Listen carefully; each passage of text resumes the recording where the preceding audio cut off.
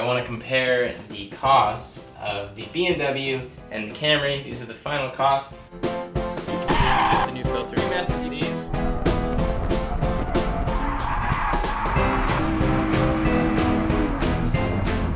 I'm also going to throw the original S2000 that I purchased and turned into a track car just to compare these two costs, because it's actually a very important concept, salvage value. And you learn that in engineering, you learn that in finance. It is a very important topic. So let's go through this. What I did here is made this very basic. We are not doing a money timeline with time value of money yet. I'm keeping this extremely basic so that everyone can understand it. BMW, to get it home in my driveway, was $6,000. The Camry was $24,000. The S2000 was $6,750. I bought it for $6,000. I paid taxes and registration, and I also had some traveling costs because I bought that car kind of far away from my home.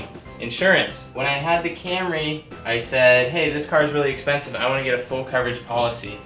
The cost for insuring a $24,000 car for me at the time, with comprehensive and collision, was $3,000 per year. So after that, I learned a very important lesson. I'm pissing away so much money on the insurance, it doesn't make sense to do that. Just buy a cheap car and get liability only. The liability coverage that you purchase is just enough to cover your assets so that someone doesn't sue you. So I get a large liability policy for S2000, large liability policy for the BMW, and it's much cheaper.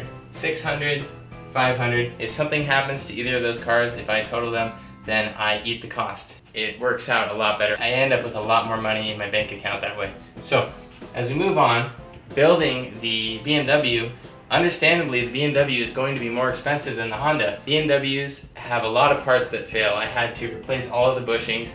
I had to weld in a subframe reinforcement. BMW does not come with a limited slip diff like the S2000, so that was another cost that really added up. The total cost for building the BMW track car was $17,500. The total cost for building the S2000 track car was only $14,000. And then the Camry, of course, the Camry was $35,000.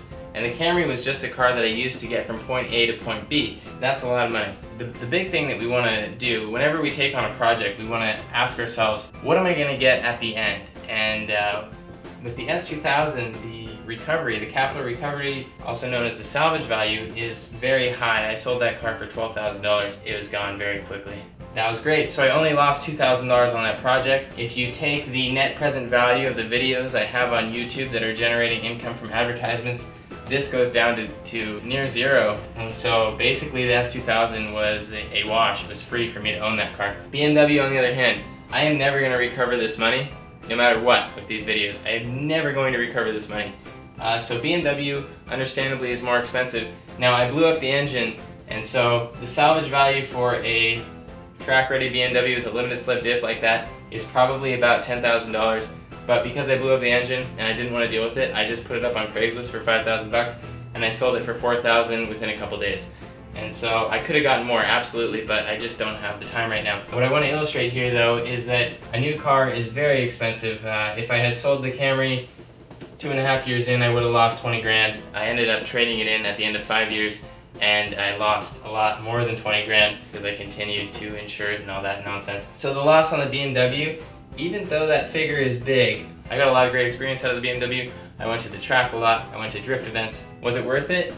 Yeah, it was worth it. It was worth it to try it. And then the Camry, I never took it to the track, obviously, it's a Camry, but I did have a lot of problems with that car. Even though I never took that car to the track, I blew up the transmission on the street. The new transmission that they put in continued to have issues, so that was, really frustrating because Toyota wouldn't fix the problem. Toyota also outfitted this car with inadequate brakes. They put these tiny brake rotors on a car with almost 300 horsepower, and it ended up killing someone.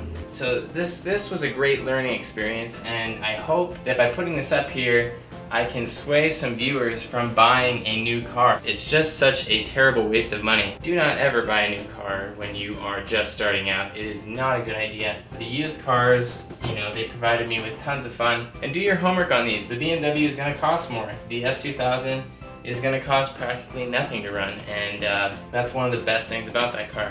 It's very fast, and it costs nothing to run. So that's basically it with this comparison. I hope that you guys enjoyed it. Thank you for watching, and enjoy your car.